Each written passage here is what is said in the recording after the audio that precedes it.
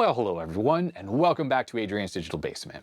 If you're like me, you love playing with old computers and old game consoles, but the thing that goes best with those, if you ask me at least, is a CRT monitor. The old computers and game consoles were designed to be used with monitors just like this Commodore 1084, and nothing really beats that glow and the scan lines and the zero lag and zero latency you're going to get when you pair a CRT with one of those old machines. Now, one of the things you might have noticed if you're trying to get back into this hobby is that CRTs are becoming really expensive and really hard to find. Unfortunately, they're a finite resource. While we can make replicas of things like an NES console, you can't really replicate a CRT. The technology to make these just doesn't exist anymore. So because the demand is going up for CRTs, there are lots of people who might look in their grandmother's closet and see an old TV there with a VCR and think, oh yeah, you know, gamer, retro, whatever, listed online for an exorbitant amount of money.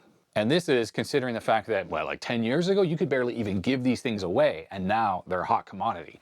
Now, the funny thing is even with the people trying to sell them for outrageous amounts of money online, you can still find these things for free, and even beyond that, you can still find them on the street as trash. And that's what the subject of this video is about. I happen to find such a monitor, and I want to see if I can clean that monitor up and see if it works and, you know, make a good gaming or computer monitor out of it. So, without further ado, let's get right to it.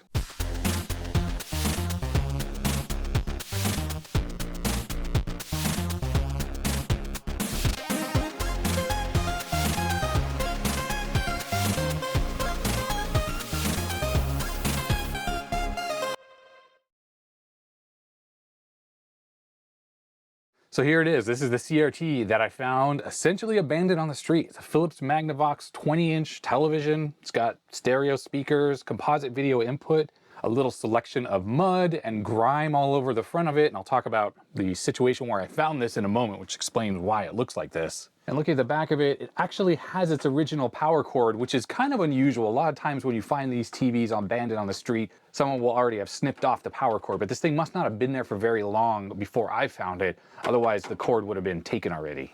On the back, we can see an RF input and two sets of AV jacks. We have no RGB because this is a North American TV, so that's really not normal, but there's not component or S-video. And those would have been common for a television this size, at least the higher end versions. Looks like the television is a model PS1966C122. Appears it was manufactured in March 2000 and chassis number 19E800. Now the story of this bulbous television was that one evening I was walking to meet friends for drinks at a local bar near my house, and I came around the corner and this television was just sitting there, laying face down in the dirt in the rain. The photo I have of the television was taken after I had already flipped it up onto its base, but that was before I decided I even wanted to take it. I basically looked at it and thought, okay, an abandoned TV and it's wet and dirty, but okay, whatever, I just left it.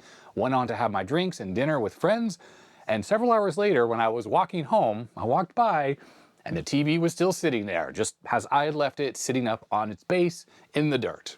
So at that point, I made a spur-of-the-moment decision to bring it home and make a video about it. I knew if I'd left it behind, it would have been vandalized or smashed or obviously just taken to the garbage dump. And I thought, hey, you know what? If I can make a video out of this where this TV works and it turns out to be a decent set, then cool. And if it turns out to be e-waste, like it's already broken, because it might be, or the water might have damaged it, well, then I'll just take it to e-waste and dispose of it properly. Now, when it comes to how often you're going to find televisions abandoned on the side of the road, at least in 2025, your mileage is going to vary, especially depending on where you live.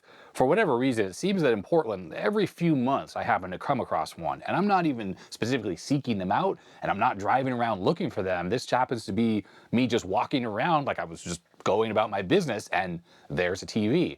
I think a lot of people would just walk by and not even notice it, think about it as just a piece of trash in the neighborhood. But I'm like, oh, that's a TV. Let me go check it out. And well, that's where we are. We're here with this TV now. Now, when it comes to this TV, we know that it's a late model television with a 2000 date code, so it is 25 years old, but it's almost certain that it probably worked perfectly before it was abandoned. The fact that the power cord was coiled up and properly attached to the back of the TV shows that someone cared a little bit about this thing, and I don't see any obvious burn-ins, although it's kind of hard to tell through all the dirt. So my hunch is, after cleaning this thing up and making sure there's not a whole bunch of mud on the inside, it's probably just gonna work. I've had this in the house now for roughly 3 or 4 weeks, and for a while when I first brought it home, I actually sat it right on top of a heating, air conditioning vent. That meant that anytime the HVAC was running, whether it was cooling or heating, it was blowing air right into the bottom of the set, and I could feel it kind of coming out of the vents on the top, which is good, just trying to get that moisture out of it. So with all that said, let's dig into this 25-year-old abandoned trash television, and let's see if I can make it work. Okay, so first things first, I'm not going to spend too much time cleaning up the outside of the case until I know this set actually works, and if it's, say, malfunctioning, that it's fixable. Like if this television has terminal damage, like the neck is broken, there's no point doing anything further to it and it'll just become e-waste. But the one thing I'm just going to quickly do is I'm going to hit the front of it with some Windex. And I want to do this just to clean it up a little bit, and mainly that's because if this was put face down on the concrete, it's going to have scratches, and it does indeed have scratches. Yeah, unfortunately, this is one of the issues with these very bulbous CRTs, where the bezel doesn't protect the glass. The glass protrudes more forward than anything else on the set. So if this thing lays down in the dirt and there were rocks, or it was put on concrete, it will definitely scratch the glass, and that is exactly what has happened here. And as I talked about in my recent video on the Commodore 1084 and its twins, scratched CRT glass is a pet peeve of mine and really, really bugs me. All right, I've gone handheld and I have no idea if this is going to show up, but just above my finger, there are some scratches on the CRT. They're not bad, it's just there's one there and one there. You can just kind of see the shadow of the scratch on the phosphor. Hopefully that is actually in focus. It's very hard to actually use the camera to record the glass surface because the reflections mean that it's going to try to focus on other things. But anyways, yep, there's a scratch there. So the fact that this has scratches makes my level of caring about this a little bit less. If this thing were in pristine shape other than being dirty, I'd care a little bit more about it. But that's not to say this is junk. If this thing does work, it's still a potentially enjoyable set to someone else in the local retro community, or maybe I could experiment on it and try to clean up this scratch with some polishing compound, and, well, might be a good experiment, because obviously this thing was trash in the first place. If I ruin it by trying to polish it, oh well. So I've gone handheld again just to show off the dirtiness on the top. It's not super bad, but then look over here. I remember when I brought this home and set it on the ground, a bunch of water was pouring out, so I think it had been pooling up in a little well here for the screw. Now it goes without saying, you should not open up and work on a monitor unless you know what you're doing, and if you find one on the street like this and you want to just plug it in to see if it works, do it outside in case something bad happens. For me in this video, this is just entertainment. Let's open this thing up and take a look inside and see if it's filled with mud or what it actually looks like, and then I'll have a better idea about if it's safe to just try to plug it in or not. This screw here is actually a little bit rusty, so I wonder how long this thing was sitting there in the rain. I actually don't have any idea. Oh boy. Well, we could definitely tell that this thing was out there in the rain for longer than just, say, an hour, because we definitely have signs on the CRT of rain that was coming in. I can see that it looked like a snail or some kind of a bug was over here. Kind of left its little trails behind. There's a bunch of cobwebs, although those might have been there from before. Who knows where this thing was stored. So a lot of times with TVs, there's a little tab that you have to release, so you can pull this out, and the tab is right there, and there's one on the other side. And I'll pull the other one, and there. Now this is actually starting to come out. Now let's just free up some of these cables. These are for the speakers. So there's actually a connector on this little riser board for the speakers. The flexion yoke has a couple cables that come down here, and they are very sooty. So this TV actually is pretty high hour, the fact that there's a good amount of soot on these wires. I'd say that this television hasn't been used in a very, very long time, but just in case, I'm gonna check that there's any voltage under the anode cap. 0. Yeah, that has no voltage. We got the connection to the degaussing coil. That's this red cable. And this mostly will come free, except for this ground lead that goes to the DAG. So looking at this front board, we definitely have some signs of corrosion. There's a good amount of corrosion there, around this cap, around the infrared sensor. So this thing definitely was outside for a lot longer than I thought it was. Bit of corrosion there on that inductor.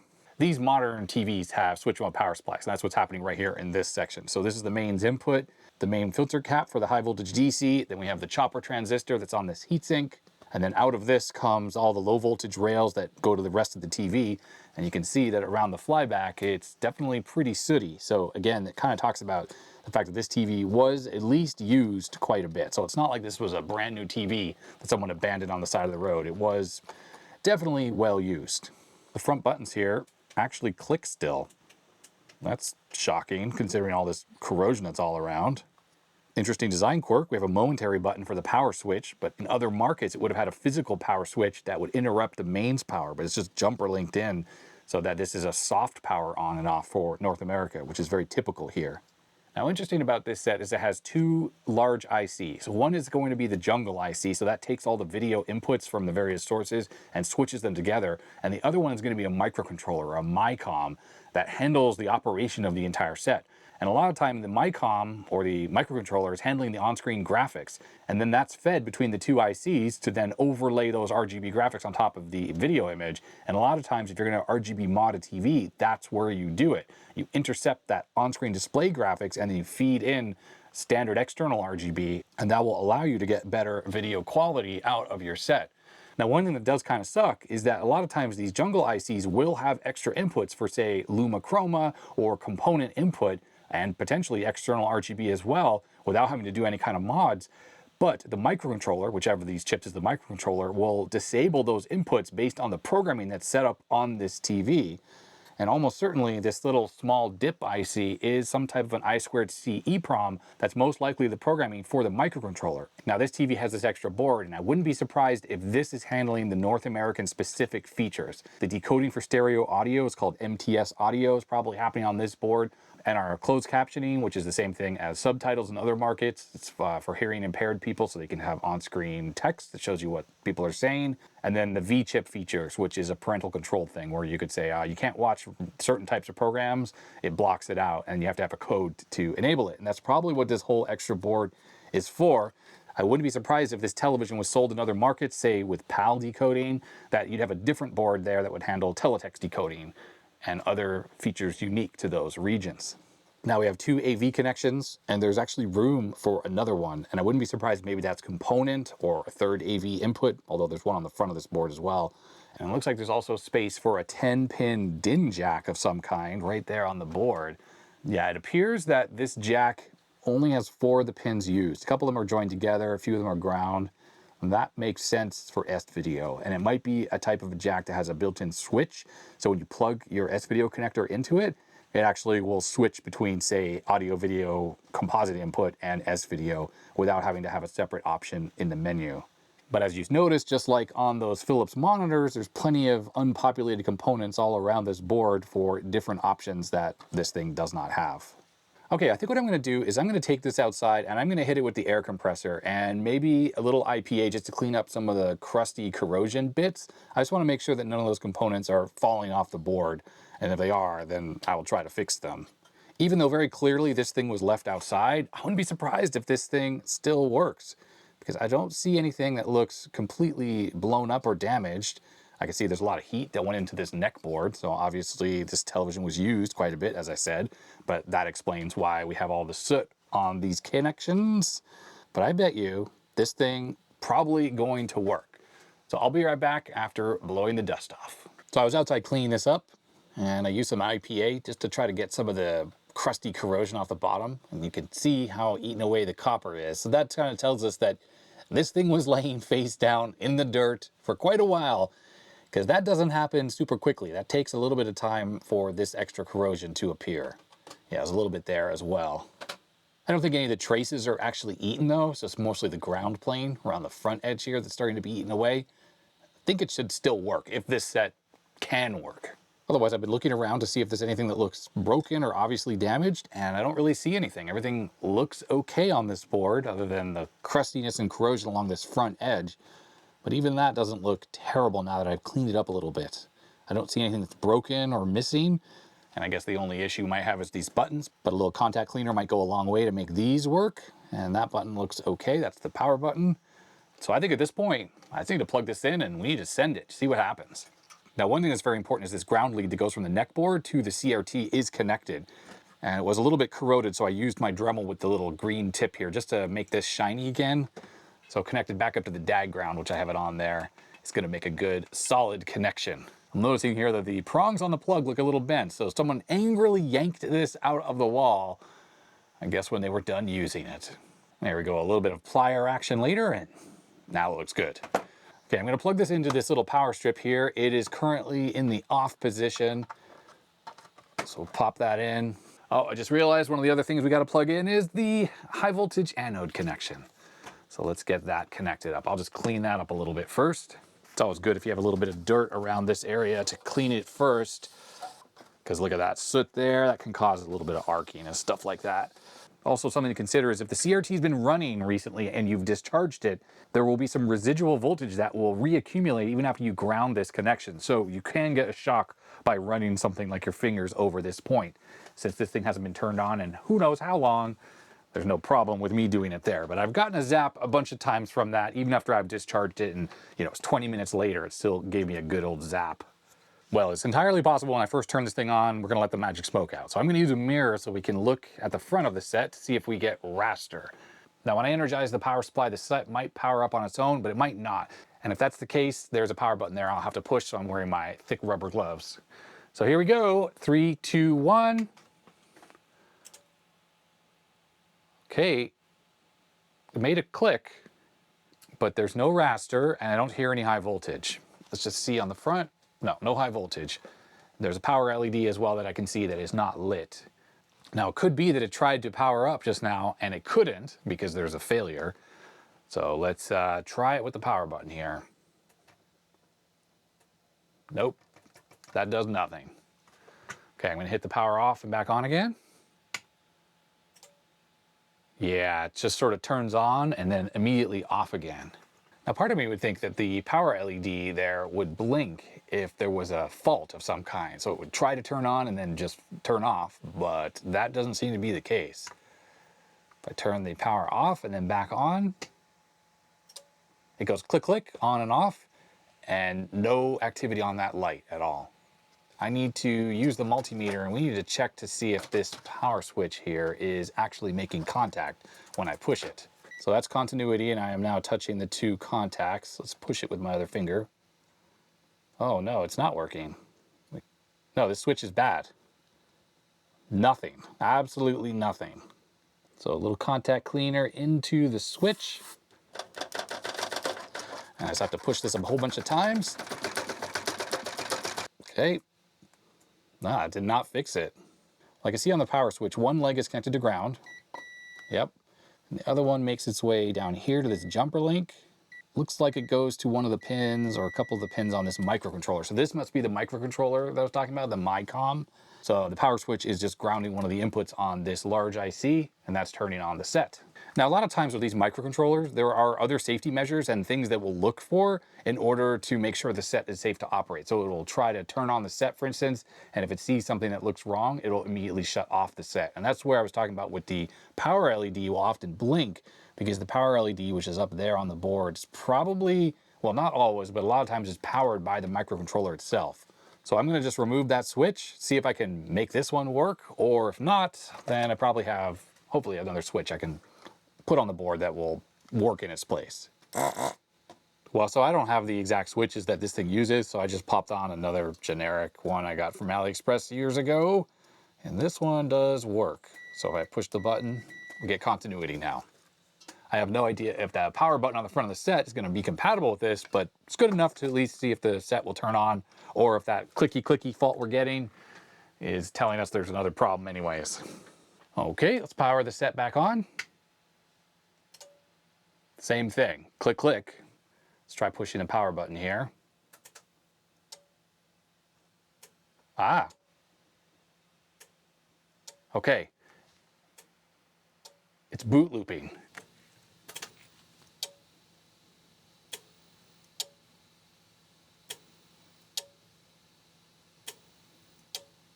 So the power button works, but I don't think we had any high voltage whatsoever there while it was boot looping. Oh, actually, you know what? We did have high voltage. I saw about 12 kilovolts on there. Let's hit the power button. I'm just being careful not to touch anything. Power button. There it is. The set is powering up.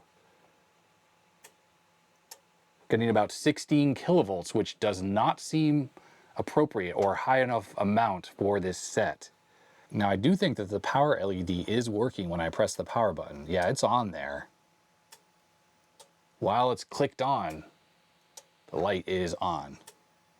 Now one thing is, I'm just gonna turn off the main power switch here. The thing is, when it's running, I don't hear any weird noises. It sounds normal what's happening, just the high voltage is insufficient. I'm wondering if maybe the deflection yoke has a bad connection. The inductance of the deflection yoke is absolutely a critical and integral part of the whole high voltage system. And if this thing were open, say from corrosion, and I don't see any obvious corrosion, but if it were open, then potentially that would keep the set from generating enough high voltage. And it's quite possible that this microcontroller has the ability to look at the various voltage rails and then shut down if it thinks that anything is out of the ordinary, like the voltage is too high or too low. So the deflection yoke has two sets of wires coming off of it. There is green and yellow and red and blue. Now the red and blue wire goes right near the flyback transformer, and that gives us the clue we need to know that these are for horizontal deflection, which is the relevant one for high voltage. Also, normally the blue and the red wire is typically the colors that are used, at least on modern sets like this, for horizontal. And the reading we're getting is 1,471 millihenries. It's a UH. I think that's actually fine. That's a good reading. And if we look at the vertical side, the green and the yellow wire, the inductance is usually higher. And yes, 27.1, but it's instead of microhenries, it's millihenries. It's an MH. And that to me seems fine as well. And I'm going to jiggle the wires around a little bit. So yeah, 1471, and that goes up here. Let's just make sure this doesn't change. If I poke at this, no, that seems fine. So the deflection yoke ruled out as the issue for the low high voltage. The other possibility is the B+ coming off the switch mode power supply. Now it's quite possible there's a short on this board that's causing the B+ to be low. So whatever's shorting it out is like bringing down all the voltage rails. Problem is, without the service manual, I don't really know what the B+ should be and where to measure it. There's an adjustment potentiometer right there that will adjust the B+. There's the controller for the chopper, basically runs the whole switch mode power supply, but I don't want to just go randomly adjusting that. There's a fuse on the main board. We don't need to really worry about that because the thing is trying to run and it's generating high voltage. So we know that that's not the fault. Now in some of these sets, I found that the switch mode power supply runs all the time. If it's just plugged in the wall, it's generating the B+ voltage, and the microcontroller just basically turns on some additional transistors that activates the entire set. But on other designs, the switch mode power supply actually just has a little bit of a standby voltage, like say 5 volts that goes to the microcontroller, and then there's another signal that will turn on the rest of the set. Now in the past, I've had an issue with a set that had a similar symptom to this where it just would continue to click on and off, and not actually start running. What was wrong with that set was there's a little circuit that monitors the various rails, and I think it was detecting excessive ripple, and then it was causing the microcontroller just to constantly reset. So there'd be a reset input on there that was just being toggled constantly, that was causing it to cause the TV to power cycle. Probably what I should do next is look up the part number of the microcontroller, see if we can find a data sheet for it, and with that information, maybe I can figure out what's resetting it or what inputs it needs to not reset. So time to do some research. Some time has passed, and I've been able to find tons of good information on this set. So that's one good thing about this era of Philips TV is it seems that service documentation is readily available. I was able to find the service manual, and a very detailed one at that. The chassis is called the E8 chassis, and includes 13-inch and 19-inch televisions. I was also able to find the data sheets for the main microcontroller and the main jungle IC, the one that's doing all the other work. And indeed, it turns out that this is the microcontroller. That is the main jungle or color processing IC. This is an I2C EPROM for the main microcontroller. And just as I thought, this is the sound processing board, and that's the sound processing or decoding IC. I read through a lot of the service manual, and it's pretty well written actually, although the schematics themselves are pretty hard to decipher. But there's a lot of technical information about the way that this particular set works. And one of the things I have learned, and I kind of suspected it, is that as soon as you apply AC power, the switch mode power supply is fully operational. It does not get turned off and on. It is generating all the different voltage rails all the time. I also learned that the LED does not flash error codes normally. It can though. You just have to install a jumper link on the board and then you can have it flash the errors. Here's a block diagram for the power supply, and whenever it's plugged into mains, you're going to be getting 10 or 14 volts output. I'm not sure the difference there. I assume it's maybe the 13-inch versus a 19-inch version. 95 volt output and a 14 volt output. When it comes to the error codes, that can cause the set to shut down when it's actually started, because it seems to actually be turning on and then shutting itself off. A few of the errors listed here are ones that would actually shut the set down. So X-ray over voltage protection active, high beam current will shut the set down as well, and vertical protection circuit active. If the vertical collapses to a line, it'll shut down the set as well. Now this TV appears to have 3 different service modes in it, and one of them is called the CSM, or customer service mode. And apparently the function of this one is, if you were a repair technician, you would tell your customer how to enter this mode over the telephone and have them read back some of the error codes displayed. Now line 2 on the CSM screen are those error codes that we saw on that table a second ago. Now of course the problem is we never see any raster on the set, so there's no way we can actually access any of these service modes to read the codes. But luckily there is a section, which I'll show you in a second, that tells us how to jumper 2 pins together to get the error codes displayed on the LED. Now when it comes to the reason for the shutdown of the set, I still think that it's possible there's a reset issue going to the microcontroller, but we also might just have a shutdown condition, because we did see it try 3 or 4 times and then it just stops trying. So shutdown circuits of the set monitor for excessive beam current, excessive high voltage, or low plus 13 volt supply, VLOT aux 13 volts. Now up above here we have a whole section on what the startup sequence of the set is like. Turning on the set starts an astable multivibrator, which provides the horizontal drive to a couple transistors, I'm assuming, and the drive is then applied to 7402. These are all part numbers that are on the board. I wish it actually would just call them by what they are. An astable multivibrator produces a horizontal drive, which drives essentially the horizontal output transistor, which then drives the deflection yoke and the flyback transformer.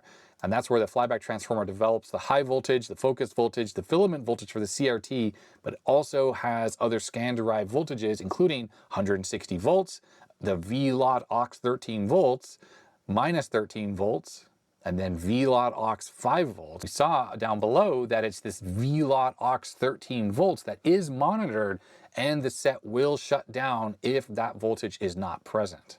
It says specifically that transistor 7621 and a Zener diode monitor that 13 volt rail, and if the supply goes low or fails, 7621, whatever that is, probably a transistor I guess, will turn off, causing pin 13 of the microcontroller to go low, which turns the set off. Now what I don't understand, it doesn't really say that anywhere in here, is does the software keep trying to restart the set if one of these failure conditions are met, or does it just turn off and stay off? Incidentally though, it does say that the horizontal oscillator section of 7250 does not operate until the scan circuit is working and horizontal drive is actually coming from the main jungle IC. So it's possible the low voltage we saw was happening because the set wasn't fully operating yet, and it was just that monostable circuit that was running to try to get the horizontal circuit kick-started. But if, for instance, we're missing one of these voltages, like the 13 volts, I think that voltage is then used to derive a bunch of other things that run other parts of the set. So it's possible the main jungle processing IC never starts, and that is what drives the horizontal once the set is actually running. Now what's funny about this error table, which will indicate why the set is shutting down, there isn't one specifically for the missing 13 volts. Either way, I think the best course of action is for us to initiate the blink codes on the LED so we can try to read that out. And all we have to do is short pin 0224 and 0228 together, and that will initiate this beep sequence. So you get a long LED flash and then a long off, and then you get the error codes that are stored that will flash, and then it will just repeat. Now these are the 2 pins that we short together. They're just these little pegs right there, very easy. We can just use alligator clips on those. But I suppose the question is, should I put this back in the set, or should we just try it on the bench like so? I think I'm just going to try it on the bench like this, and I'll just take precautions to prevent this from arcing, although it shouldn't really arc because we're not going to get full high voltage without the deflection yoke connected. But for ultimate protection, I put the anode cap with the metal clip facing up towards this thick rubber on my glove, and I'm going to stick it inside this glass. So in case there's any high voltage, this should protect it and keep it from arcing to anything. And of course, I'm not going to put my hands anywhere near this while this is powered up. In addition to power this up on the bench, I have a cheater cord, which are these two clip leads, but this goes to a power cord that is plugged into an isolation transformer, and then that's plugged into that power switch with this switch. So it's currently all off, but that way, yeah, this is definitely all isolated, which is how I want to do this while it's sitting here on the bench. Now, the manual stated that any error codes that are happening on this are stored in the EEPROM, so they can survive the set being powered off like it is right now. So I'm just going to use this red clip lead to short those two legs together. And I guess here we go. I'm going to power this on in 3, 2, 1. Okay. Didn't do anything. No clicking, no nothing. Multimeter set to AC volts. Let's just check to make sure we have 120 volts. We do not. Well, that would explain why we're not getting anything. Oh, you know why? Because I plugged a different power cord into the isolation transformer. Whoops. All right, try number 2. Here we go. 3, 2, 1.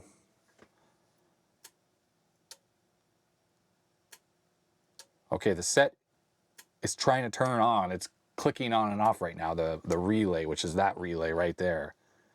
And there we go, it gave up. All right, we're getting flash code right now.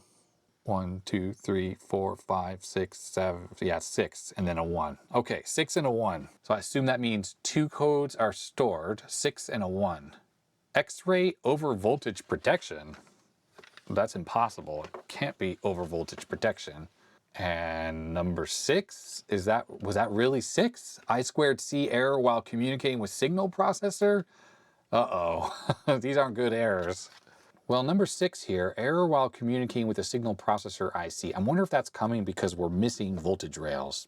That's what I'm really feeling. Well, when it comes to the main processor IC, this is it on the schematics, it seems to run on 8 volts. And if we look down here, there's that 8 volts, and that comes from VLOT aux 8 volts, or line output transformer, which is the flyback transformer, 8 volts. So it's definitely running off of the flyback transformer. And if the flyback transformer is somehow damaged, or we have a bad connection on the board somewhere, then this chip is not going to be getting its 8 volts. And I suppose that could be one of the reasons why, as well, the set's not fully starting.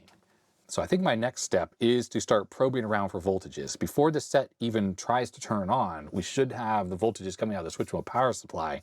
And then trying to start the set with the multimeter hooked up to the appropriate pins, we should have some other voltages. Now, I just had a thought. Maybe the voltages we're getting right now are going to be all out of whack, and that's because the deflection yoke is not connected to the set. I'm not 100% sure how the flyback transformer is going to behave with its other voltage rails when the deflection yoke is not connected. So I think I need to get the CRT back on the bench, get this all hooked up to it, so then I can at least probe around the bottom of the board and look for those voltage rails with everything hooked up properly. I need to make sure that 8 volts is present, because if it's not, the main processor IC, the jungle IC, is not going to run, since it definitely runs off that voltage rail. Plus, we need to look at those other voltage rails come off the flyback and see if those are being created properly as well, because we know that 13 volts is definitely one of the shutdown voltages. And then we also have the code for X-ray protection. It doesn't make sense. We couldn't have an over voltage for X-ray protection with, the deflection yoke not connected and stuff. That doesn't seem likely. So the set is hooked back up again, and it's on an isolation transformer just for extra safety, and currently it is energized.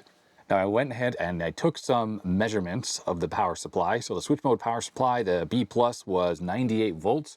According to the manual, it should be 95, so I did adjust it down slightly. There are 2 other voltage rails on the power supply. There's a 10 volt and an 8 volt, and the 8 volt is at 7.3, and then the audio supply, which is the 10 volt, is at 9.1. Now that might be okay, just because I was measuring those without the set under any kind of load. And it's quite possible once the B plus gets loaded up when the set is running that these voltages will come up. Now I did measure the B plus voltage now that it's measuring 95 volts while the set was attempting to turn on. So it was doing that clicky thing, and while it was powering up, it was still stable at 95 volts on the multimeter. So the switch mode power supply seems to be working perfectly, and now that I adjusted the B plus down a little bit, I think everything is all good. Now when it comes to the error code that we were getting on this from the flashing LED, it's still flashing 6 and 1, with 6 saying essentially that there is excessive high voltage. Now the thing is, in the manual, it says that transistor 7403 and 7404 monitor secondary of the IFT, or the flyback transformer, for excessive voltage. If the voltage of the IFT should go too high, the HEW prot N line will go high, causing pin 50 of 7250 to go high.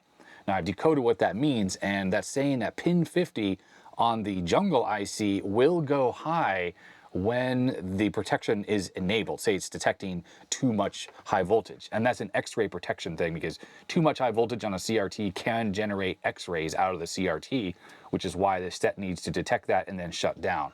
So I'm probing pin 50 of the jungle IC, and you can see it's at 0.5 volts. When I turn on the set, it goes to about 2.4, and then the set shuts off again. Well, what we were just seeing on the multimeter actually seems completely perfect. So on the schematic here, this is the main jungle IC, pin 50, and the 2.3 volts that's not in a box right here is explaining that when the set is running normally, it should be around 2.3 volts, and it's 0.8 when the set is turned off. Well, with the set off, I was seeing 0.5, and I was seeing what, like 2.4 or 2.1 or whatever volts when it was running, which seems to be completely normal. And it says here that the signal will go high on pin 50, and I assume high is like 5 volts, not the 2.3 or 2.4 we were seeing, which seems to be the normal voltage while it's operating. So I don't know why the LED error code is saying that it says it's excessive high voltage is why the set is shutting down, because generally what this shutdown condition causes is the horizontal oscillators stop, because it is the jungle IC that generates the horizontal oscillator when the set is actually operating. Before the set operates though, what generates the synchronization pulses that then start the high voltage is this little NE555D part, this little surface mount part that I'm pointing to right there. So that's what bootstraps the set. But then once the main jungle IC starts up, then it takes over and generates the horizontal sync pulses that run the entire set. But if the high voltage goes too high, there's an input pin, that pin 50 there, which will then shut down the horizontal, which has the effect of just turning off the set. Now there's another part of the circuit which is explained in the same little blurb here, and there's the BCL prot N, which is the beam current overload essentially. It monitors for excessive beam current. If the line goes high, transistor 7611 will turn on, causing pin 15 of 7600 to go low. That is the MICOM IC, the microcontroller, that is 7600.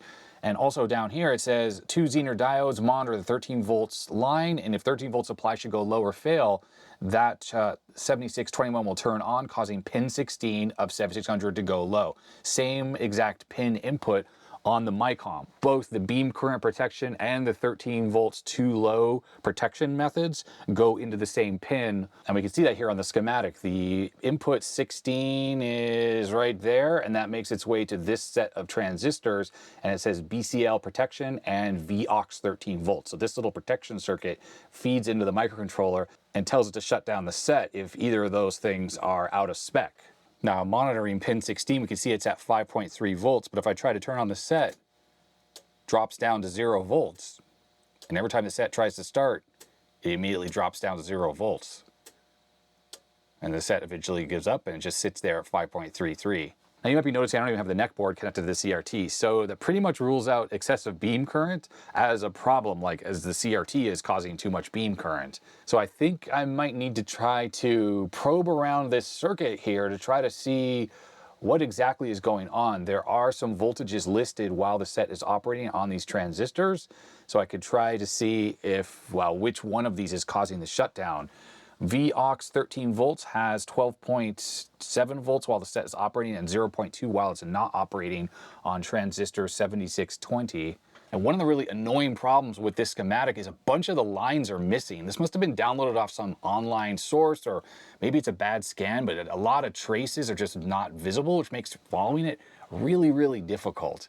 But you have to make assumptions like VOX 13 volts goes to there and comes out, and I guess there's a Zener diode and it must be connected to this transistor or something. It's not easy to tell because there's entire lines that are just missing. But yeah, it's my assumption here that this transistor, part of the monitoring for VOX, makes its way to that junction, but there's no line there, but I'm assuming that line should be there, and that feeds into that pin 16 on the microcontroller. I should just check the base voltage on transistor 7611. That will rule out the beam current protection circuit becoming active. And I just turned off the set, and it's a matter of finding that transistor. They are tiny and it's not always easy to find them. I'm looking for 7611. All right, there it is, right here at the top edge of the board. Right in the corrosion zone, to be honest, because the whole front of the board here had a lot of corrosion. So I gotta turn the set back on. Okay, click, click, it's fine. So the base should be 0 volts. We are 0 volts. I'm trying to turn the set on. Went to 0.5 volts. Interesting. And one of the issues is the collector for this transistor is hooked up to the other transistor. And the one thing that's interesting is I don't know what the base of that should go up to if the voltage goes too high. Let me check the other transistor, the one for the VAUX 13 volts rail. All right, so 7621, let's check the emitter, 0-ish volts. Let's try turning the set on. Goes up to 5. According to this, that's what should happen. It should be 0 volts when the set is off and 5.9 while the set is running. So again, the emitter, 0 volts, like 5.3 while the set is running. Which seems okay, actually.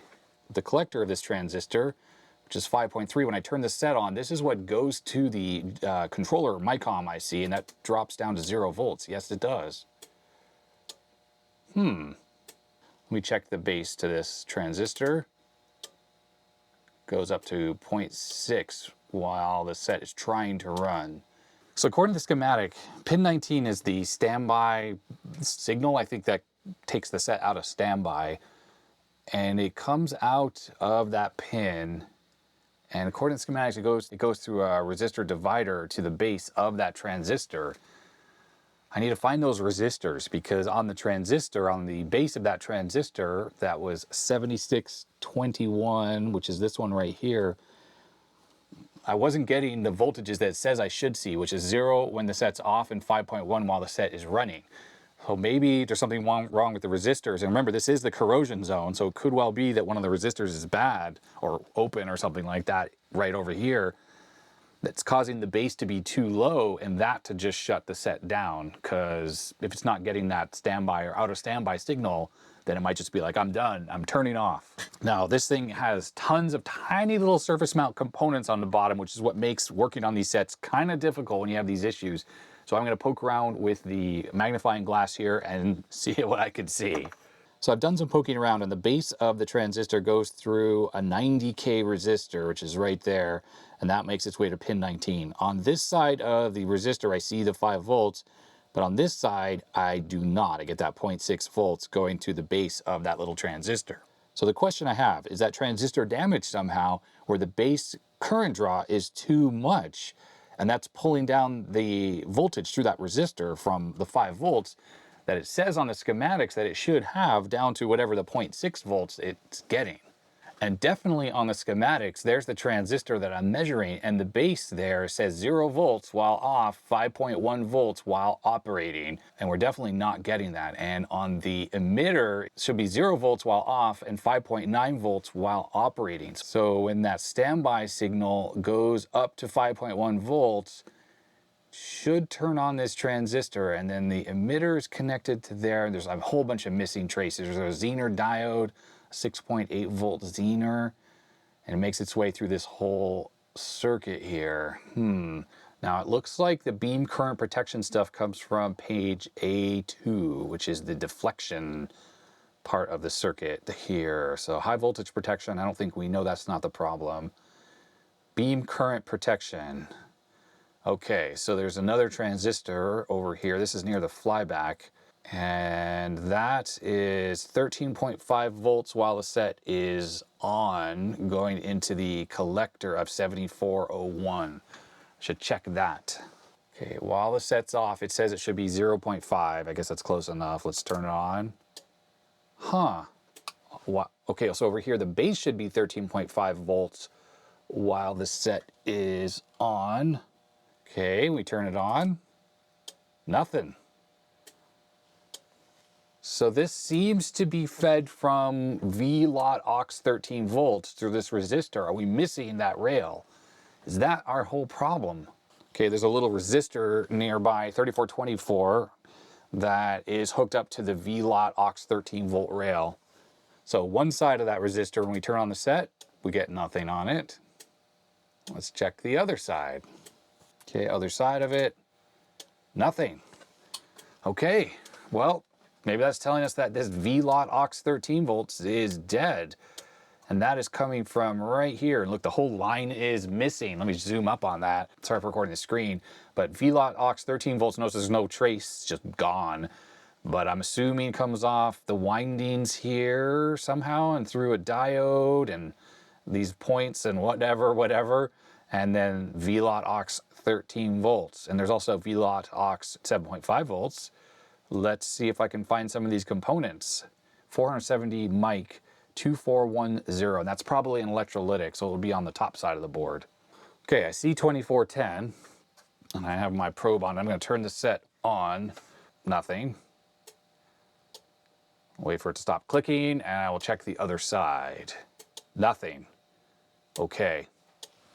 Well, that's a bad sign. That's telling us either this diode is open or the flyback transformer is bad. Because we know we're getting high voltage, right? We measured that before. Okay, so VLOT 13, looks like the traces are missing, but I'm pretty sure it's coming down here. Pin 5 on the flyback. That's the winding that's powering that. So let's find the diode, BYD33D, diode 6412. Okay, diode 6402, I see it here. So this pin on the diode, I am on 6402 facing that cap. Let's turn on the set. Nothing. Okay, that's bad. That's bad, bad, bad. I think we might be dead in the water, folks. Dead in the water. This kind of explains a bunch of stuff because we know that VLOT auxiliary winding stuff, I think some of this powers up the main jungle IC. Remember how the error code was like I couldn't communicate with the jungle IC? Well, that might be why. Okay, hold on a second. Oh no, oh no, you know what just happened? I was using this clip lead to hook my ground up and it wasn't connected. So all of that probing around, oh, for nothing. Let's do that again on these rails. Oh no, oh no. Okay, let's try this again. 13 volts, it's working. Okay, so we are getting 13 volts. Oh man. No, oh dear, oh dear. Okay, now I'm on 2417, that's the minus 13 volt rail. Let's just see what happens. Yep, minus 13 volts, so that one is fine. Now I've connected to 2415, this capacitor, that's the VLOT 8 volt rail, 7.9 volts. Actually, we know either way though, back to this voltage protection circuit, the BCL protection, now that my clip lead has not fallen off. Let's check out this transistor 7401 again. It's like 12.5 volts or something like that, 12.4, and it says 13.5. So that's correct. So the collector on this transistor should be 13.5 volts while running, 0.5 while it's off. 13 volts, okay, that's the collector. Pretty sure this should be the emitter. It should be 0 volts all the time. And it's currently at like 0.3, minus 0.3. But we turn it on and it goes right to 13 volts. Huh. But the base is correct, 13.5 volts while the set is running. So why is this transistor turning on? It doesn't seem like it should. So I'm checking to see if this transistor is shorted and it doesn't appear to be. No, it looks fine. Yeah, 0.7 volt drop. I'm really half tempted just to take this transistor off the board, just remove it and see if the set starts up at that point. Because coming in from over here, this is the BCL protection stuff we were just looking at, makes its way to 7611. This is the one that appears to be turning on, and I assume it's turning on because of what it's getting from the transistor over in this area. Yeah, so VLOX13, we know that's working. That goes to that part of the transistor, that's the 13.5 volts, and it makes its way to the base through this resistor, 13.5 volts. If something's the matter in this circuit or with the flyback, I don't know. But I have a feeling we could just do without this circuit temporarily for testing if I just remove this transistor, and that potentially will just take this circuit out of play. My analog electronic skills are really not super great. So I'm just gonna pop this transistor off the board and we'll see what happens. Transistor has been removed. What's gonna happen? I don't know. It's an experiment. The TV might not work. It might catch on fire. We don't know. And let's just double check everything here. If this thing does start, I'll make sure everything's okay. Yep. When nothing should be shorted. Here we go. 3, 2, 1. No, it's still turned off. Exactly the same way. Just click, click. I'm going to see if the error code is any different for the flashing LED. It should start flashing in a moment. Same exact error code. Same exact error code. So that implies that the shutdown is not coming from here and not coming from this BCL or beam current thing. I guess it's coming from this VLOT aux 13 volt, which we know is fine. We measured it. That voltage rail is good right now. Because I wasn't sure which of these transistors were turning on and causing this to shut down. Let me just check the output of 7611 again. So the collector, it's 5.3, and yeah, as soon as I turn on the set, it goes down to 0. So that's right here. That's going to the chip. So again, I didn't know which of these two is happening. So the base on this, let's see what the base is doing now that I removed that other transistor. Okay, 0.14, and that doesn't change at all. Well, of course it doesn't, because I've removed the transistor that's driving it. So that transistor is totally not doing anything now. It's this part of the circuit that's causing the issue. So 7621, if we look at the emitter there, goes up to 5 volts, which again points to that same transistor we were looking at before where we had that resistor drop for that standby circuit that's causing that voltage drop across that resistor. Well, I think I'm going to do the same thing. I'm just going to remove that transistor, this one here, 7621, the one that's for this VLOT aux thing. I'm just going to take it off the board entirely, and let's see if that changes anything. The one I think while I'm at it, I should put back the one I took off, since we know that's not actually a problem. So the set is currently off right now, by the way. I have power shut off to it. All right, the transistor is back on the board over there, and I've removed the one that was in this spot. Now what's going to happen? Will the set work or not work? Let's find out. Okay, here we go. 3, 2, 1. No, still turning off. 1, 2, 3, 4, 5, 6. Yep, and 1. Yeah, same freaking error code. Let's check the shutdown now. Okay, so this is the shutdown pin. We're at 5.2 volts, 5.3. It's still shutting down. But why? So this transistor is removed. All that's left is 7611. That could go and shut down pin 16.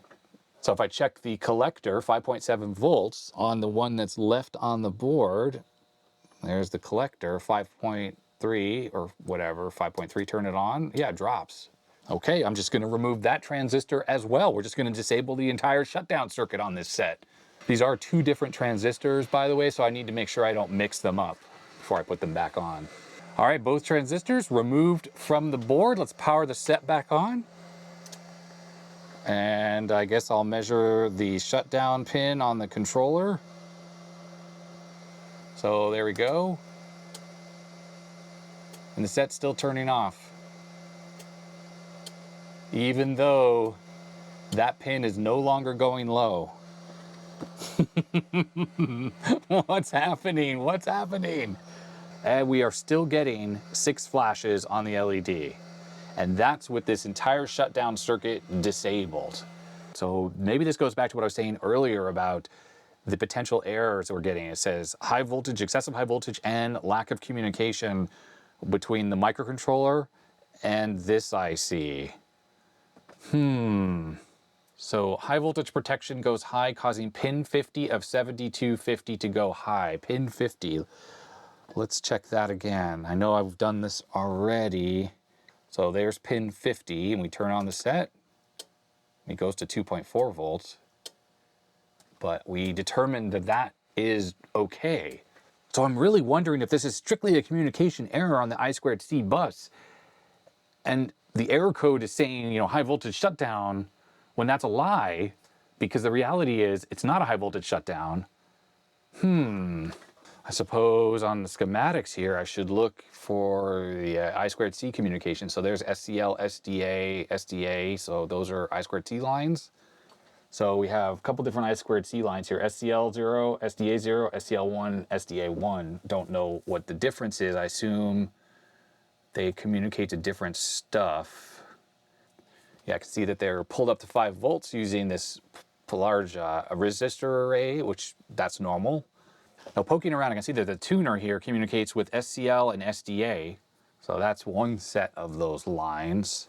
But I want to see if I can figure out what lines it uses to talk to this thing, the jungle IC. SDA, SCL, A7, 25, and 24. I think it's using the same lines as the tuner. And I'm wondering, the tuner is really rusty.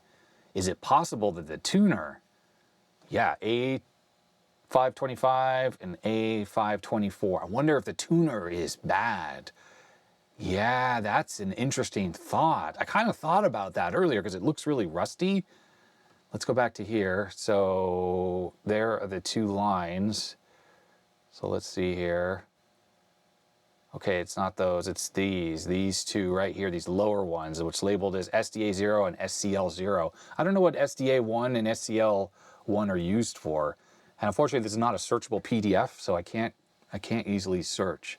So I think at the minimum, I should scope the SDA lines. That might have been the problem the whole time. Oh, this chip is, if it's unable to communicate with the jungle IC, then it can't do the verification if it's the high voltage is a problem, right? So it's trying to communicate to the other chip and say, is your high voltage fine? Yes, no, because that's an input into the main jungle IC. And if that's not working, it might just assume there's a high voltage problem and then just shut down. I'm just done. I'm done. I'm turning off the whole set. Yeah, we're canceling everything. So it should be 0 volts and 4.3 or 5.7 while the set is working, but that's with the multimeter, and maybe with the oscilloscope we should be able to see some activity, at least on SCA, and SCL is a clock line. So on both of those. Okay, it's all pretty precarious, but we are looking at pin 50 on the main microcontroller. Okay, we're at 1 volt per division, and when I turn on the set, we should see some communication there. Yep. But there's something weird happening where it's being pulled down. That was pin 50, which is SDA. Let's look at the clock line, pin 49 right next door. Okay, when we power this on, there we go. We saw clocks. That's normal, that's what you'd expect, and it's not being pulled down. It should be at 5 volts all the time. That looks good there. Okay, and on the main jungle IC, we're looking for 7 and 8. So pin 7, V9, that should be the clock line, which we know looks fine. Let's just make sure it's getting to it. Okay, looks fine. And now I'm on pin 8, SDA. Okay, it's high. Yeah, I mean, I don't know. I mean, part of the problem is we are seeing that signal on the tuner, on the jungle IC, and on the microcontroller. So I2C is communicating between all 3, but it seems that there's some kind of communication error that seems to be pulling the line down. All right, well, I'm at a loss right now. I think I've sort of narrowed it down that it's not these 2 transistors, which incidentally I've taped onto the post-it notes so they don't go flying around, but 7621 or 7611, I think these are fine. The problem is it's some kind of communication issue between these 3 chips. It's hard to know what's going on exactly because we obviously see the communication on the scope. I'm going to remove the tuner because it's the closest to where all the water was, and I think the set should operate without it, and it's on the I2C lines, and maybe it's causing issues. I guess this soundboard as well is potentially causing issues. I could remove it too because it's also communicating on the lines. I suppose I could just remove or desolder the 2 pins for the tuner that are on the I2C. So I'm just going to do that and maybe I can get them disconnected. Try that first. You know what's funny about all of this is that the complexity of modern sets with all its I2C is causing these issues. It simplifies a bunch of stuff like the communication between the chips and flexibility and programmability and all those things, but on the other hand, it makes troubleshooting issues like this really hard because obviously, well, it seems to be some kind of firmware shutdown issue caused by a lack of communication. That's what I think I've zeroed in on. But where is that lack of communication coming from? I don't know. We obviously see communication on the bus, so it's just so hard to know. Do I have an extra tuner I could pop in? I don't know. I have a pile of extra tuners. I have no idea if any of them are compatible with this chassis though.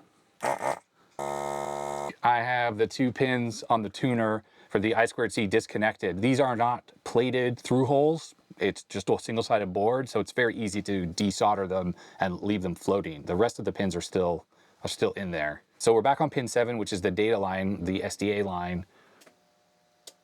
No, it still shuts off. Okay, one thing I'm not noticing is I'm not seeing that weird thing happening. Oh, it might be on the clock line right now, actually. Yeah, it looks like I'm on the clock line.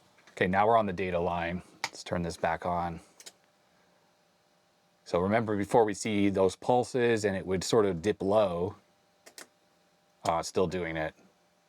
The problem is something else on the board in that communication channel. I'm just checking the error code. 1, 2, 3, 4, 5, 6. And 1. Yeah, same error code.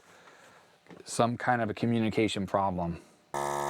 Okay, for fun, what I did is I desoldered the SDA line, the data line, from the Jungle IC, and now I'm probing the signal off of the main microcontroller. And if I try turning on the TV now, we see stuff, and we don't see that weird dropping on the SDA line. Unfortunately, to me, that means one thing. That means that the main Jungle IC on this board is bad or not working somehow. And whenever it goes to communicate on I2C, it pulls the line low. And because the microcontroller can't talk to it, it just, yeah, gives up and just shuts the set down right away. And that had nothing to do with the transistors I removed over here. I thought maybe it did, but I don't think it does. I think it's maybe the microcontroller coming out of standby, and that had the effect of turning off the transistors over here, the ones that I removed. So even though that's not working, it's still shutting down the whole affair. And yeah, I think it's this IC over here that is causing that problem, because yeah, that looks a lot better now as it tries to run. We don't see those weird dips. We just see a whole bunch of communication as it tries to communicate with that IC. And you know what's funny is it could have been why this TV was junked in the first place. Maybe it stopped working. Maybe this failure happened first, and then someone was like, "Ah, screw this," and I'm just going to leave it out on the street. And yeah, this chip went bad. It's sort of what leads me to the same conclusion, obviously, besides the error code telling us it can't communicate to that chip, but that chip is now disconnected from the I2C bus, and we have the exact same error codes on the flashing LED, and the TV's doing exactly the same thing, that on, off, on, off, on, off, and then just give up. I've been giving some thought to what's going on, and I had an idea that perhaps the issue with the Jungle IC not starting up and not communicating on the I2C bus is because it doesn't have enough voltage. And on the datasheet for the Jungle IC, it does say the supply voltage should be a nominal 8 volts, but a minimum of 7.2. And I'm pretty sure we had less than that. So that easily could be the reason why it's not communicating correctly on the I2C bus, which not only is the chip not going to communicate, but it's also not going to start generating the horizontal output pulse, which is pin 40, which goes to the astable multivibrator. It basically takes over from it and starts generating the horizontal signal that drives the flyback and the deflection yoke. It's my assumption when we turn on the TV by pushing the on button, it outputs an on signal from pin 19 on the microcontroller, which goes to the astable multivibrator to start generating and kickstart the horizontal circuit. But it probably only runs for a short amount of time, like maybe a second, before it stops, because by that point, the horizontal processing on the main Jungle IC should have taken over and be driving this astable multivibrator at the 15.6 kilohertz that NTSC and PAL runs at, which then will take over and run the set. Now there are 2 power supply inputs to the Jungle IC. There's pin 37, which is powered by the VLOT aux 8 volts. That's a kickstart voltage rail that comes from the flyback itself. But if you notice there, it also breaks off and goes to 8 VA or plus 8 VA. And that goes to pin 12, that's the plus 8 VA. So that means both voltage rails on the Jungle IC are powered by the flyback transformer in that kickstart circuit. So the idea is anything fails in the horizontal output section, that could be dangerous for the set running out of spec or whatnot. So if that voltage disappears, when that fails, that means it should just shut the set down, because that chip should disappear and have no more voltage. Now earlier I had checked this VAUX 8 volt signal coming from the flyback, and it was close to 8 volts. It was just slightly less, if I recall. It wasn't in that 6.8 volt range that we're seeing on the jungle IC, but this does go through a 3.3 ohm resistor, which will, based on the load of this IC, bring down the voltage slightly. So the chip might have failed internally and it's drawing more current, which is why the voltage looks lower. Now my idea here to verify this is to cut the connection that goes to pin 12, this 8 volts, and feed 8 volts into this through the bench power supply. That means potentially this chip, which is separated into two sections, the horizontal processing section and the rest of the chip, means the chip might be able to run and communicate on the I2C bus, and then potentially we can see if the MICOM is able to communicate to it. We can look at the I2C bus, see if we see that little drop in the signal, which seems to be coming from this chip. I want to add as well that that protection input on the MICOM chip that we saw going low, where I removed those transistors to fix that, maybe that was all happening because the main jungle IC wasn't starting, and that was causing those other circuits to sense that there was a problem, when in reality there wasn't really a problem, because the set never actually started running properly off of the vertical sync signal coming out of the jungle IC. All right, so this is gonna be a little bit hard to see, but that's pin 16. That's supplying the main 8 volts to the chip, and it makes its way down to this capacitor. And this capacitor on the positive leg, which I have the little Dremel tool on, goes over to this, whatever that component is, and off to somewhere else on the board.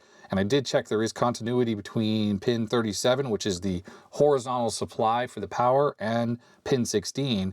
That has a capacitor over there, a little reservoir cap. So now what I can do is I can feed 8 volts and of course ground right into this capacitor for my bench power supply, and that will power up this chip separately.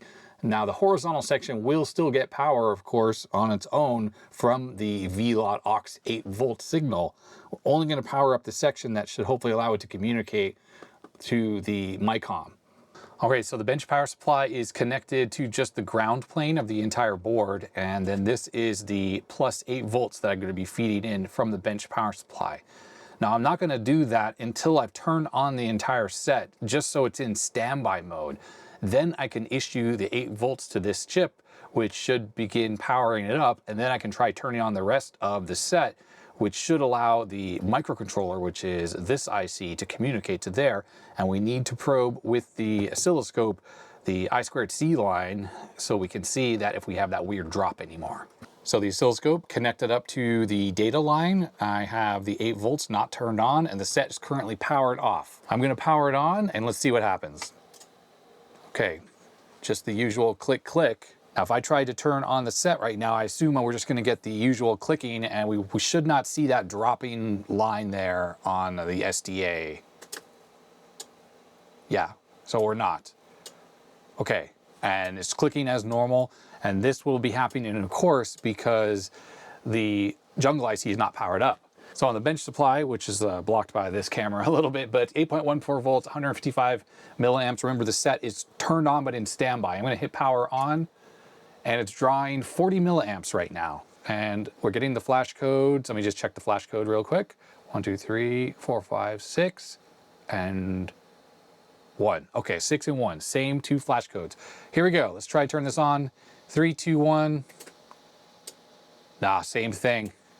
My assumption is that is what happens when it tries to talk back on the I2C bus, and it just cannot communicate on it. Just for fun, I'm gonna ramp up the voltage slightly on the bench power supply and the current. So 8.4 volts now. Let's try it one more time. Same thing. You see that like sawtooth wave that's there? That's gotta be it trying to communicate on I2C and just not working. And on the bench power supply, when I turn it on, it does go up to 100 and some milliamps or so. And there's the voltage that the chip is getting right now, 8.4 volts. And that is on the pin of the IC itself, 8.41. And we switch back to oscilloscope mode and I turn off the IC, so it's off now. And we try to turn the set on, there we go. We no longer see that weird waveform on I2C since it has no power to even try to communicate. I'm just gonna try 7.6 volts for just the fun of it. It's currently powered up. Yep, there you see that same problematic transmission. I'm sure that's what that is. There's obviously nothing wrong with I2C. The other devices on there can transmit without any issue. So it really does point to the problem being the jungle chip. Now, one thing I did test, by the way, is I also checked to make sure the grounds were good on the chip. There are 2 different ground pins, and they are hooked right up to very good grounds. I don't see any issues. One thing that's interesting, though, is that supply current on pin 12, which is what we're feeding into, 70 milliamps, and currently it's at 61. I saw it spike up to about 150 milliamps during the power on sequence that it was doing. Total power dissipation is 1,040 milliwatts. So 1 watt of power, which is quite a bit, surprisingly, actually. Only thing that I think could possibly be causing an issue with this is maybe the cap, the reservoir cap on pin 12, the one I'm feeding into. Maybe that cap is bad and it needs a little bit more oomph when it's trying to communicate on the I2C bus. All right, I bodged on a 47 microfarad 50 volt cap onto the back side there, and 8 volt is still hooked up. And that's the I2C bus there. And let's try turning it on.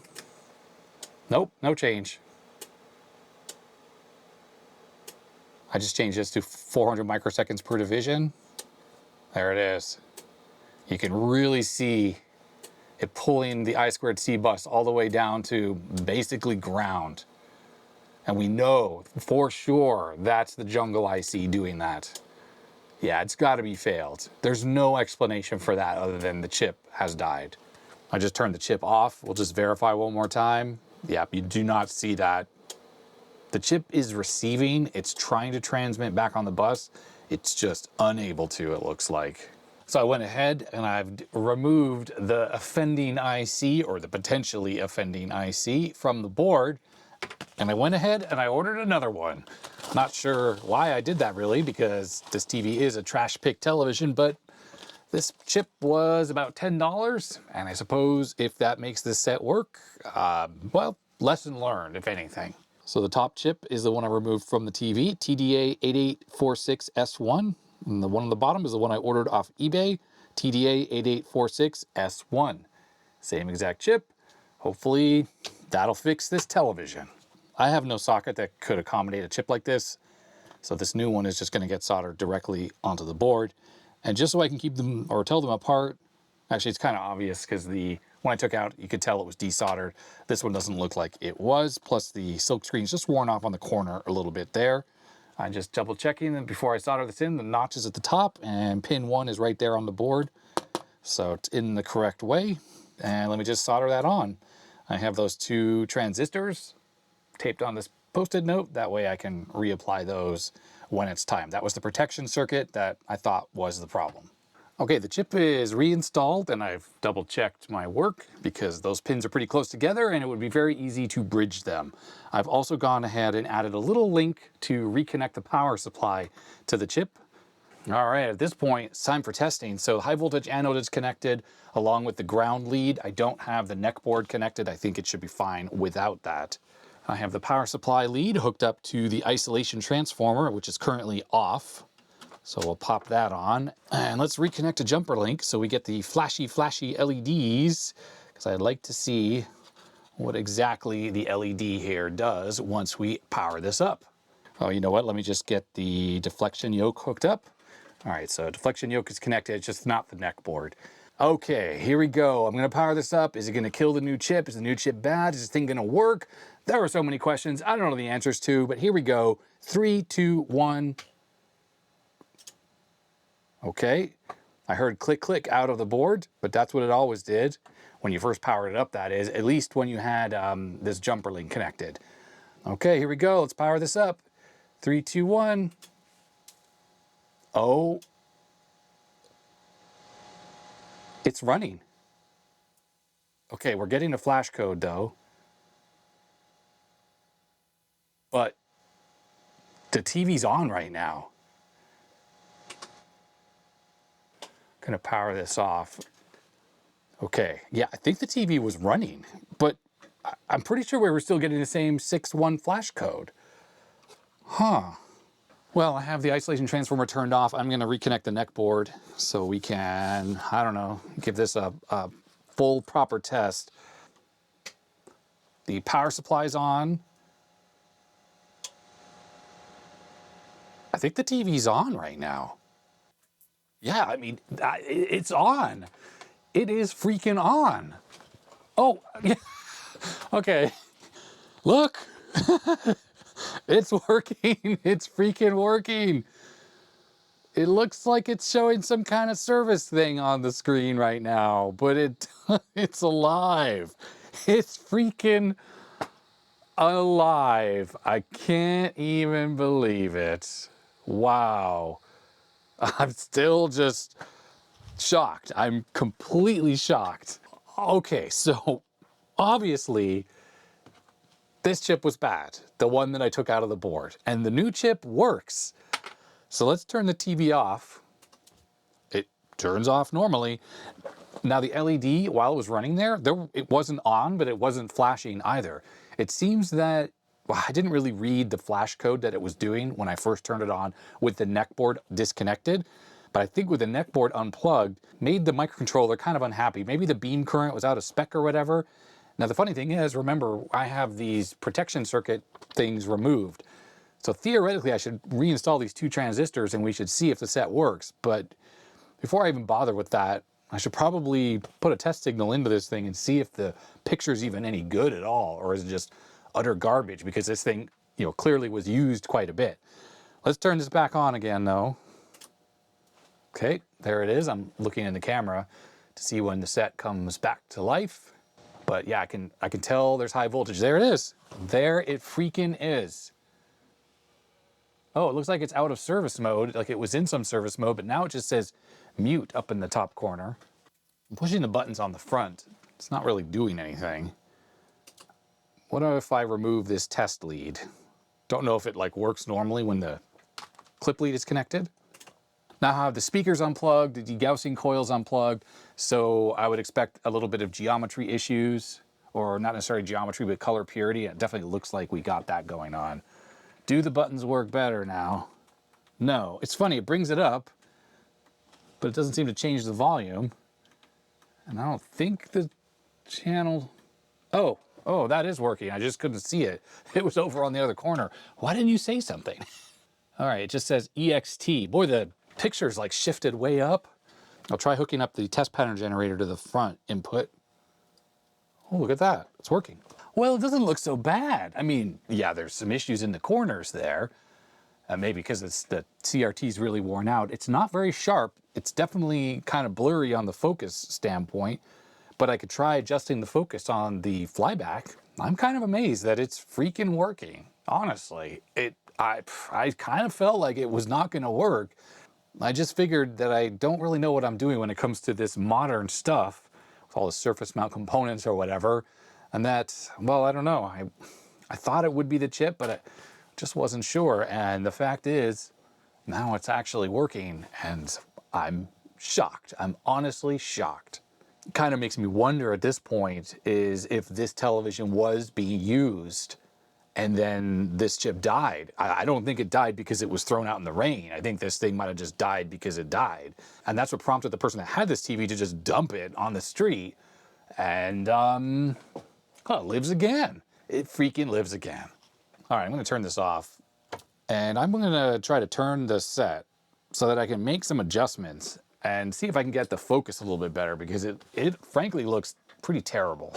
Not only are there purity issues, which might just well be fixed if I do some degaussing or even hook up the original degaussing coil here, but the fact this thing has pretty soft focus kind of makes this set not particularly useful. I also noticed it's got a little bit of convergence issues in the corners as well, and that could be because of physical trauma. Nothing really looks like it was damaged here, and I don't think any of this stuff was moved, but yeah, or, you know, to be honest, it's a cheap TV, so maybe it looked like that since it was new as well. I have adjusted the focus pot on the flyback, and I think I have it adjusted as good as it can get, and it looks pretty terrible still. I think what's going on is that the Philips ICs that are on this board have the ability to measure the wear of the CRT, and I think what's going on is it's trying to compensate for that by really amping up the drive levels for the CRT. So it's just sort of overdriving it, and it's just making it really not sharp. And frankly, this doesn't really surprise me. I kind of suspected that this would be the case, that this thing, well, judging by the amount of soot and stuff we saw inside, that it would just be kind of worn out.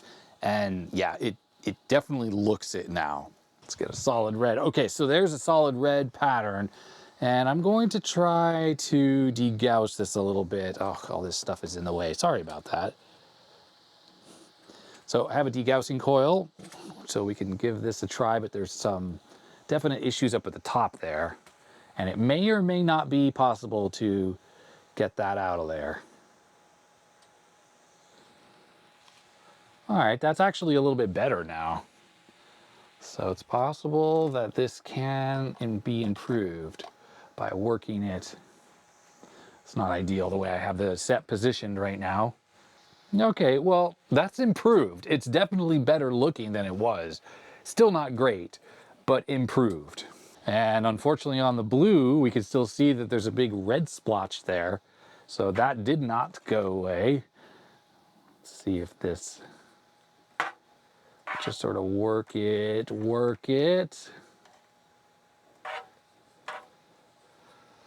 Move this away and look, still there.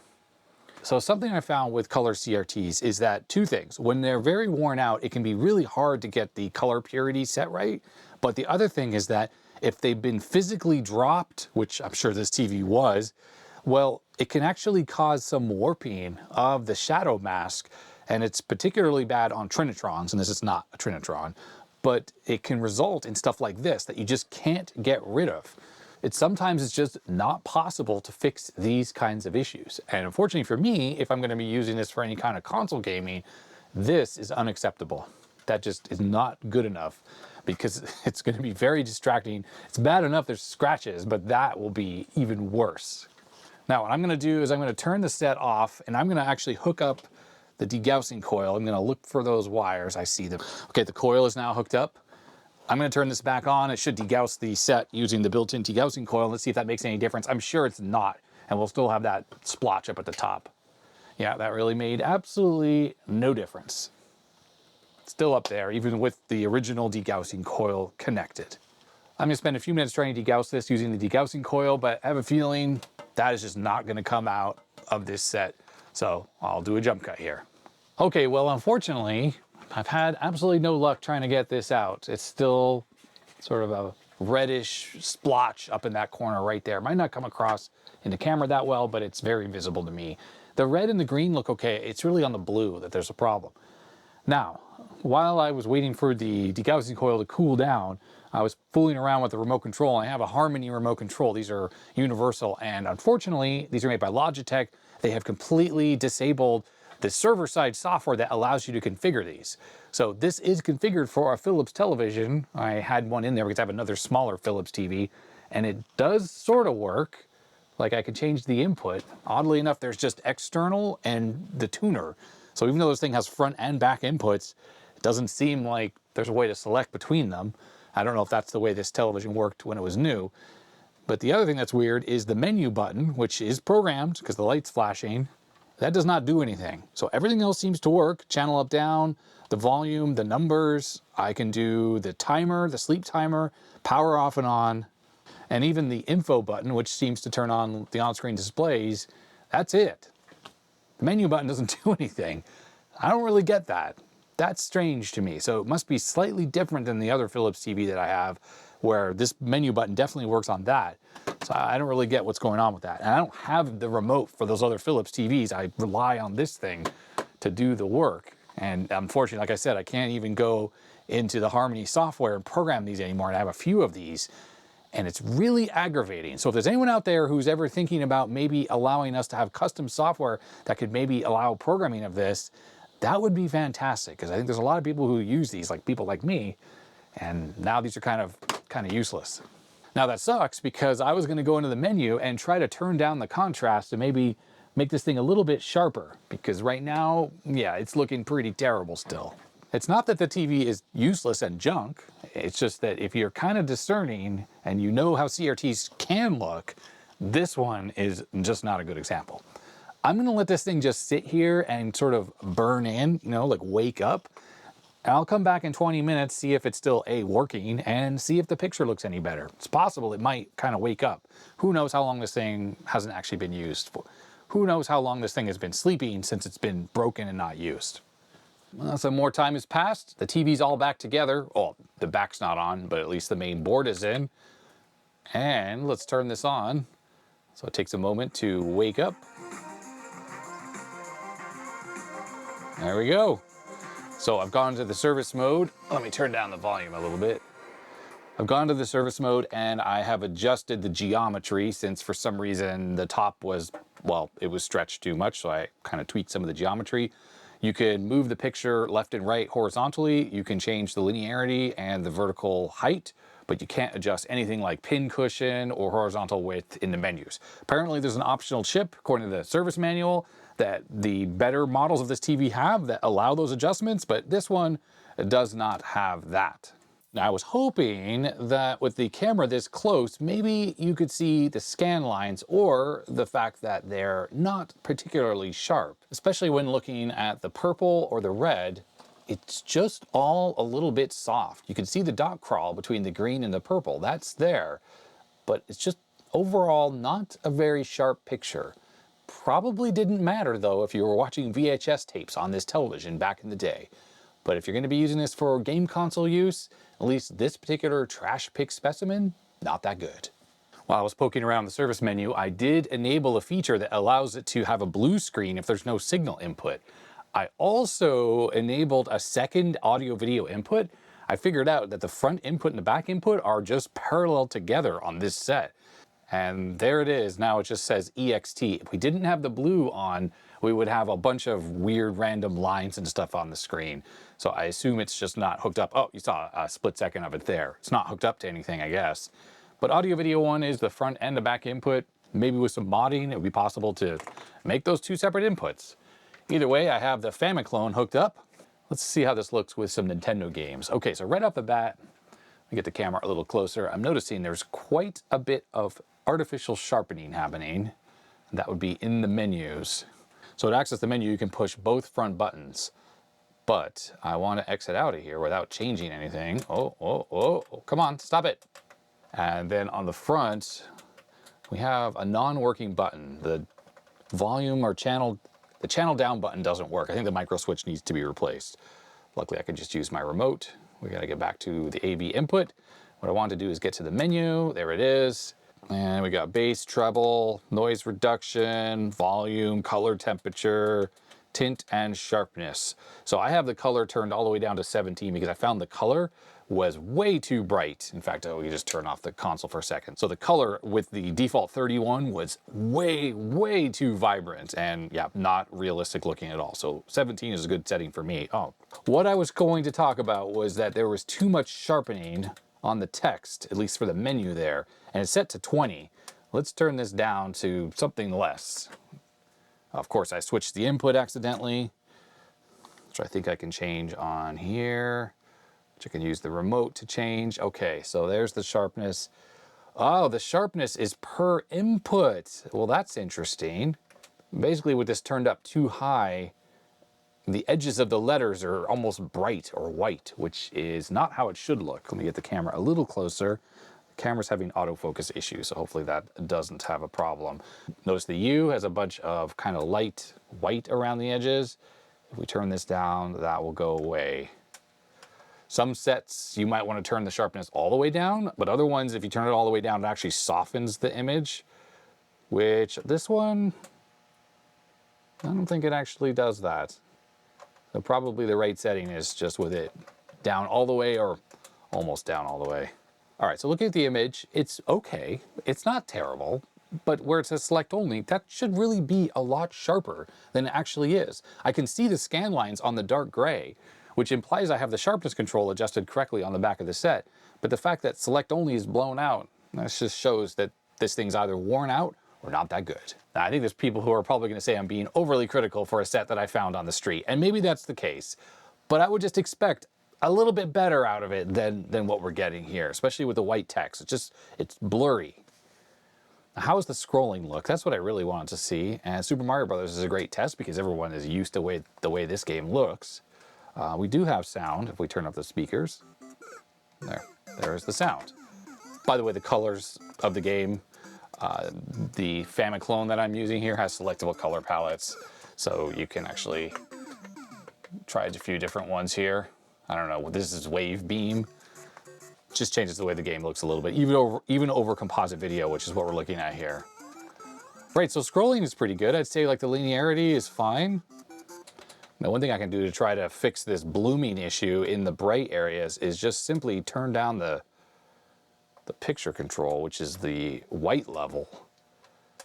But yeah, if you do that, the picture is a lot sharper now. I can see the scan lines here. But obviously it's very, very dim. I know it doesn't show that way in the camera, but this is not usable the way this is here. It is just far too dim. Now, I think there's some kind of automatic contrast or something happening on here, contrast plus, but that usually makes things worse. So I had that off already. So I don't think there's really too much to do. I think that's just the TV's worn out, or it was never really that good in the first place. Now, one thing I didn't mention, and you might have noticed it when I had the blue screen on, is that there's no more color distortion over in the corner. How did I make that happen? Well, it wasn't from degaussing the set. I did tons of degaussing with that coil I had, and it would not fix that spot. No matter what I did, it would not go away. Well, you might be asking, how is it gone now? Because it absolutely is gone. It looks pretty much perfect. The whole screen has no color purity issues whatsoever. Looks good, red, blue, or green. All looks good. Well, you'll notice this piece of red tape. Underneath that red tape is a little tiny neodymium magnet. And when it's stuck in the right spot, it completely fixes the issue. And I found it by simply having the set running and just moving the magnet around on a piece of tape until I found the exact spot for it, and I just stuck it down with a piece of tape. And that completely fixed it. The issue is gone, and I've power cycled the set a bunch of times. No issues whatsoever, but let me tell you, if I take that magnet off, that purple spot comes right back. Now, I've had problems in the past where that warpage was on the set, but the only way to fix it would be to have the magnet kind of out in the front of the set, like near the front glass, which obviously is not going to help. And putting it on the bell of the CRT behind inside the case, like on this one, wouldn't fix it. But in the case of this TV, wow, that totally fixed it. Now, one thing that's obviously not fixed on this set is this scratch in the CRT. And when you have an all-white field like this, you really can notice it. And it's kind of annoying. It just looks like there's some dirt on the screen. One thing I wanted to try was painting some clear lacquer or nail polish onto the scratch. Just see if that could possibly, I don't know, fill it in or something like that. So this is an experiment. Obviously, I could just remove it with some acetone at some point in the future. It's going to look pretty bad while it's on there and wet, but maybe this is a way to fix it. I don't know. I'm just grasping at straws with this. So the idea is going to be that I'm going to use a razor blade to scratch off all the excess nail polish once it dries fully, and hopefully that clear lacquer will just fill in the scratch and maybe will be less obvious. I've just been giving the set a little bit of a clean around the scratched area, and I'm noticing it's definitely a little bit dimmer in the corner down here. Now, this could be a convergence problem or a beam landing problem. It's probably, again, just down to the wear on the CRT. I did find that after cleaning all the surrounding areas, besides the scratched area in the middle, there are no other scratches on the set. There were just a few bit of stubborn bits of caked on dirt, and when you have those, razor blade like this actually is a pretty good way to get them off. Like there's one right there as well. I'm not so sure about this. I'm just gonna work at it a little bit, try to get the nail polish off. It is coming off at least. And be careful with razor blades because I just cut my finger with it. Try not to show that. I was trying to clean the nail polish off the blade, and I managed to cut my finger instead. All right, after that experiment, I don't think that's any better. It's very clear, the two scratches that are on there. They're almost more like scuffs. You can feel them with your fingernail. Yeah, I think that didn't really improve things. Didn't make it worse, though. Maybe it improved it a little bit. It's hard to tell. I've been playing some other games, like this is Castlevania 3, well, the Japanese version, and it's pretty good. No issues. We actually have ability to see the text at the top of the screen. This is a game where things are normally cut off, so that looks good.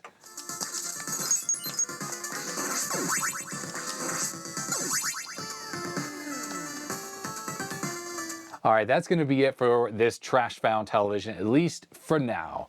All it's left to do on this thing is really give it a good clean and replace that one micro switch that's not working, I think volume up or down or whichever one it is. And as you just saw, the only thing that was actually wrong with this set was this bad IC. That was it. None of the other components inside of there failed, even with all that water and corrosion that we saw on the inside. It kind of gives you an idea of how resilient CRTs are, that this thing lived outside in a hostile environment for however long it was, and really nothing went wrong with it. Even all those coils and transformers and whatnot, they're all fine. I'm pretty confident in saying that this chip was probably the reason why this TV was tossed out in the first place, since it was now broken. And well, $10 got it working. Now, when it comes to other mods that are possible on this set, I'm quite sure that it's probably going to be possible to add a second video input, potentially even as an S-Video Chroma Luma input. The main decoder IC, which, well, incidentally is this chip, has not only a YC input for Chroma Luma, but it also has component video input. The way this thing works is it decodes all the NTSC video and outputs it as component video, so those 3 signals, and then it just loops around and goes back into the chip. So theoretically, we could actually tap directly into that input feed and just bypass all the color decoding that's on this IC and feed component video directly into the set. Now, RGB mods are also totally possible because the way that the microcontroller communicates with this for the on-screen graphics is with normal analog RGB. So 0.7 volts peak to peak for those RGB signals, which is exactly how the signal is coming out of an Amiga or any other game console. So it really shouldn't be too difficult to build a little board with some transistors on it to combine the on-screen displays and an external RGB signal to give us that RGB input. Is there a reason to do that on this particular set? Probably not, just because the image quality is really not there and it doesn't look that good because of the whole sharpness stuff I've already talked about. So I'm not sure it's really worth the effort to go through and do an S-Video mod. This TV is probably best suited to the way I was just using it here, hooked up through composite video to an NES or other 8-bit game console.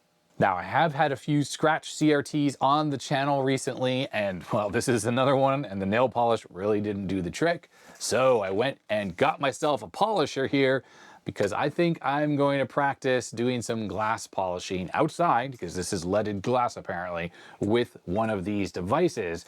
And to be honest, this is a perfect device to be testing on, because if I screw it up and make it worse, I won't be really heartbroken because it's just not that good of a TV anyways. But please don't get me wrong that I hate this set and I feel what I did was a waste of time, because it wasn't at all. I really enjoyed the troubleshooting exercise of going through and figuring out exactly what's wrong with this. And I'm pretty pleased with myself that I was able to figure out exactly that it was this bad chip, and that none of the other components, and I just dropped it on the floor, hopefully I don't step on it later, that none of the other components were bad on this. And even though I don't normally fix stuff from the 2000s like this, anytime I do any kind of repairs on anything and I'm able to successfully fix it, I think that's just more knowledge under the belt for future repairs of other things that I care a little bit more about. So we can consider this practice, in other words. All right, so that's going to be it. If you like this video, I'd appreciate a thumbs up. If you have suggestions about anything I've done in this video, definitely put that down in the comment section below. Thumbs up if you liked it, thumbs down if you didn't, all the usual stuff. Huge thanks to my supporters who go off the side of the screen and make it possible to do this full time, and all the other YouTube stuff. And that is going to be that. So stay healthy, stay safe, and I'll see you next time. Bye-bye.